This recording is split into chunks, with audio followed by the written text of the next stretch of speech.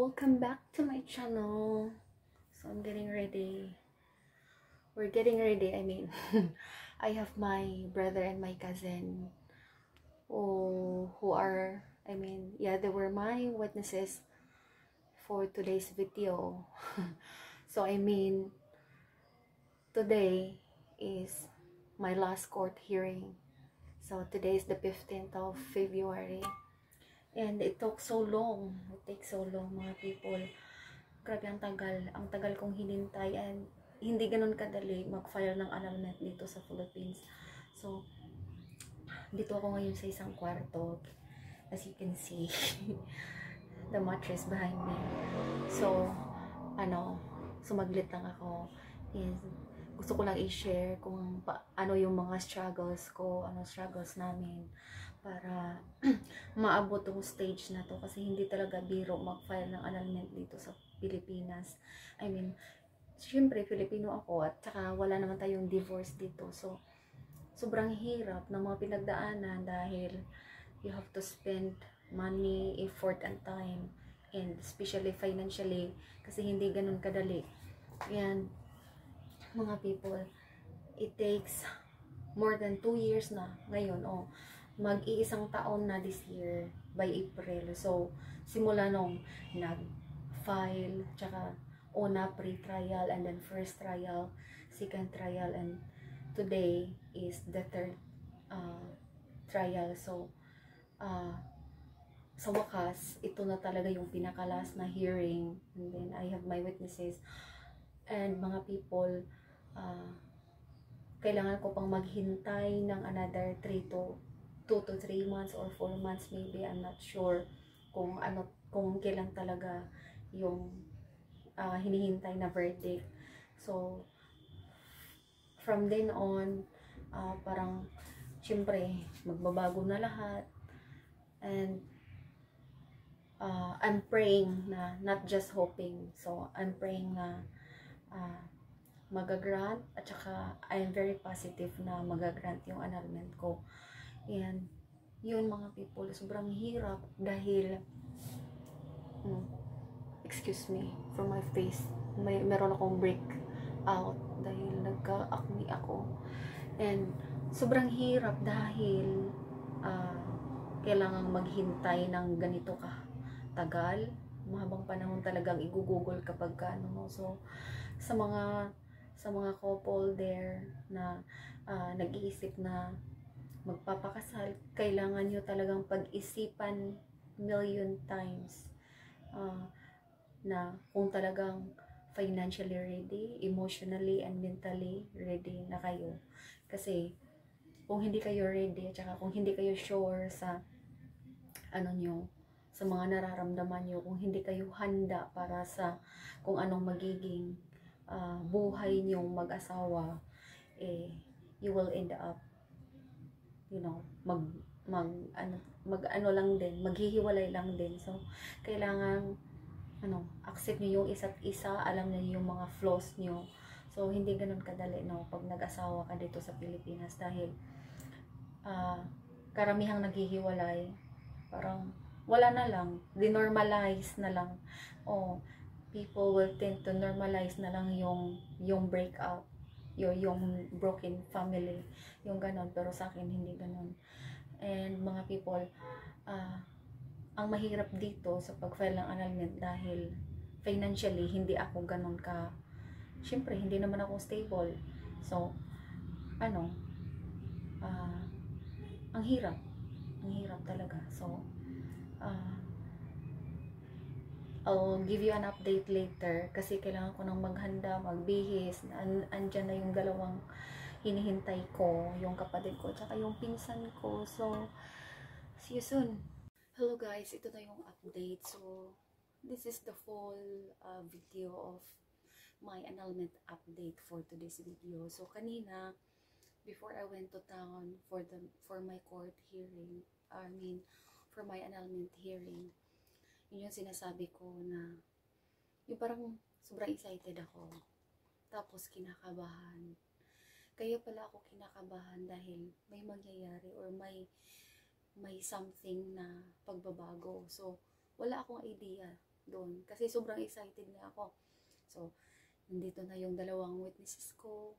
So, ayun, parang sobrang excited ko nga. So, ganun pala kapag na-excite ka masyado, at the end, madidisappoint ka lang pala kasi expectation hurts talaga. Ganun. Though, nung nag-usap kami, pagdating ng lawyer ko, nung nagkita na kami doon, kasi yung witness ko, kinuha na ng affidavit, tsaka, syempre may mga questions doon, tas ako din tinatanong, tapos, talagang sinigurado ko, tinatanong ko unang paulit-ulit sa lawyer ko kung ito na ba yung last. Tapos nagulat ako kasi bago ako pumasok doon sa courtroom, sabi ng lawyer ko, kasi nag-usap nga kami, sabi niya, hindi, ito yung sinabi ko sa'yo na yung third hearing, ang mag-a-appear or ang isasalang is yung witness mo. Tapos may pang-apat pa pala na hearing na supposed to be my, yun na palang, pardon me, yung pang-apat na court hearing is yun yung pinaka last na hearing, and yun yung pinaka-calling or ultimatum na calling sa ex-husband ko or estranged husband. Di pa naman daw matatawag na ex kung hindi pa annulled or divorce. So, estranged pang tawag. So, whether attend or magpapakita or sasagot siya kung ano man, whether mag-a-attend siya or hindi, tuloy pa rin. So, sabi ng lawyer ko, mas okay na okay kung hindi siya magpapakita, kasi ever since naman in almost 10 years na paghihiwalay namin ng estranged husband ko, ni isang beses hindi kami nagkita. Tsaka ilang beses na akong napunta sa lugar nila para bisitahin yung mga anak ko. Talagang after the Typhoon Odette, pinuntahan ko yung mga anak ko. Kasi sobrang na-worried ako sa kanila. Pero never talaga nag-cross yung landas namin. So, yun lang nga. Hindi ko in-expect na marireset siya. So, yun, parang gusto kong umiyak doon. Talagang yung reaction ko, sabi ko, ay, ganun. So, syempre, nagulat din yung lawyer ko. Parang sa isip-isip niya, hindi niya ba naintindihan kung ano yung mga sinasabi ko during that time na magkausap kami nung in-explain niya. Kasi, it was COVID time nung nag-file ako ang mga, I'm not sure. Basta magto 2 years na siya kasi yung unang final ko is legal separation, and that was 2021. I'm not sure kung anong buwan yun. So, the next year was the annulment. So, if I'm not mistaken, 2022. Yeah, kasi magdadalawang taon na siya. This April or March. Basta. So, nung time na nag-meet up kami ng lawyer ko, COVID pa yun. So, nakamask. Tapos may distance din kasi may, kung, di ba, ganun yung protocol na kapag may kausap ka, kailangan nakamask ka. So, siguro, na-misunderstood ko or hindi ko masyadong naintindihan or hindi ko narinig lahat. Yun yung posibilidad. So, sobrang na-disappoint ako today kasi nga, ini-expect ko na talaga na ito na yung last hearing. Tsaka, yun na yung sinasabi ko sa banana ko. So, syempre ako excited naman. Tapos, ganun pala kaya ako kinakabahan. Sinasabi ko sa banana ko, I'm nervous. Yung ganun, paulit-ulit kong sinasabi sa kanya. So, yun pala ang nangyari. May mga changes pala, kaya pala ako kinakabahan. So, ang nangyari, pinauwi ko na lang ng maaga yung though hindi na siya maaga, pinauna ko na siyang umuwi dahil pumunta kami doon sa court, sa court, 1:30 kasi 2 PM dapat maaga ka pumunta doon, 2 PM mag-start. Tapos tinignan ko yung mga listahan doon sa bulletin board, pang-anim ako. Though, hindi natuloy kasi na-reset, kailangan ko pa rin pumasok sa courtroom dahil kailangan kong maghintay na tawagin yung pangalan ko at sasabihin na ma-reset siya, i-reset siya. At tapos may pipirmahan ako. So, yun. Nakauwi ako dito mga past 4 p.m. na. Tsaka parang sobrang nangihina ako na gusto ko na lang matulog. Yung parang gusto ko munang makalimutan yung mga nangyari sa araw na to. Tsaka, nahiga lang ako. Tapos parang ayokong kumain, ayokong kumilos. Ganun yung feeling ko kanina. So, doon ko na-realize na yung mga delays, God's delays, I mean, kung yung mga delays pala are God's purpose. I mean, may purpose si God sa mga nangyayaring mga delays, sa mga plano natin, sa mga kailangan nating mapuntahan or gagawin kasi hindi talaga natin hawak. Tsaka, na-realize ko din na God's plan is better than our plans talaga. Pero, alam ko naman na nasa tama ako. Kaya nga ako dumaan sa ganitong proseso kasi gusto ko yung tama, yung tatahakin ko. So, ayokong ipakita sa mga tao na sobrang nalungkot ako, yung ganun. Kasi, ako lang din naman ang maapektuhan. Nagkaka-stress lang ako. Tingnan, nagka-break out na nga rin ako. Di ko alam kung hormonal imbalance tong pimples ko or ano ba to? Bacteria. Kasi, lagi din ako nakasuot ng excuse me, ng face mask sa trabaho kasi nasa hospital ako nagtatrabaho. So yun mga people, my third hearing was reset on,